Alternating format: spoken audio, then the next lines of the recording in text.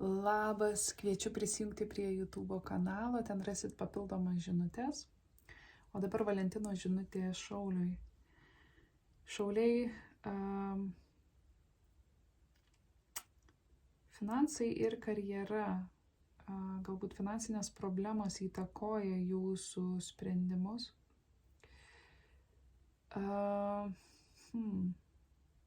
Gali būti, kad jūs bijote pasitraukti iš kažkokios situacijos dėl to, kad gali nukentėti jūsų finansai, arba jūs bijote, kaip reikės judėti toliau.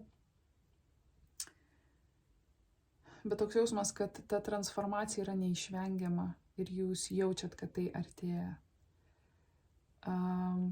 Gali būti, kad galbūt nusisukat nuo Skorpiono ir sukatės Vėžio liūto link, bet nebūtinai. Tiesiog aš matau jūsų kažkokius lūkesčius ir bręstančią viziją susijusią su emocinė pilnatvė, su laime, su tuo laimingu vidiniu vaiku ir galbūt su jūsų laimingais vaikais, ar ne? Laikas yra pamatyti save ir kitus Dievo akimis per tą besąlyginės meilės prizmę. Ir tai nereiškia, kad jūs privalot visus mylėti, kad jūs privalot būti su žmonėmis, kurie nevertina jūsų arba elgiasi prastai su jumis, ar ne.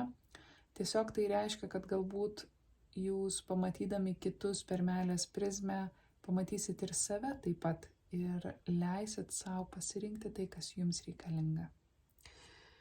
Šiuo metu aš matau, kad yra arba jūs esat santykyje, kuriame yra tiesiog finansinis susirišimas, galbūt tai kalba yra apie darbinę situaciją, ar ne, nes finansai žaidžia didelę rolę šitoj situacijoje.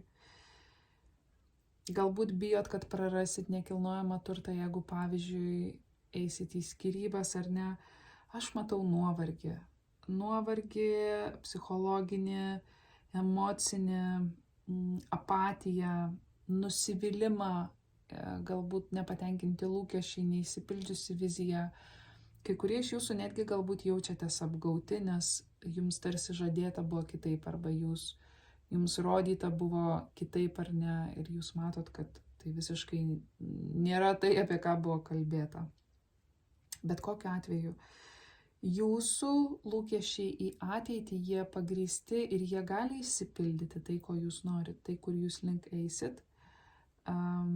Matau žmogų, kuris jūs labai mylės. Nežinau, koks tai žmogus, tai gali būti draugystė, partnerystė, tai gali būti romantiškas ryšys, bet pirmiausia, jūs turit susitvarkyti tai, ką reikia susitvarkyti. Ir kai kuriems tai yra ryšiai, kuriuose jūs nesat laimingi. Darbiniai santykiai, kurie jums nėra naudingi, labiau jums duoda nuostolį ir nuovargį negu finansinį stabilumą ir panašiai. Tai turi būti sutvarkyta. Akivaizdžiai turit kažko nebeprisileisti, tai išspręsti. Kitaip jūs negalėsit pajudėti tos naujos vizijos link. Ramybės, balanso.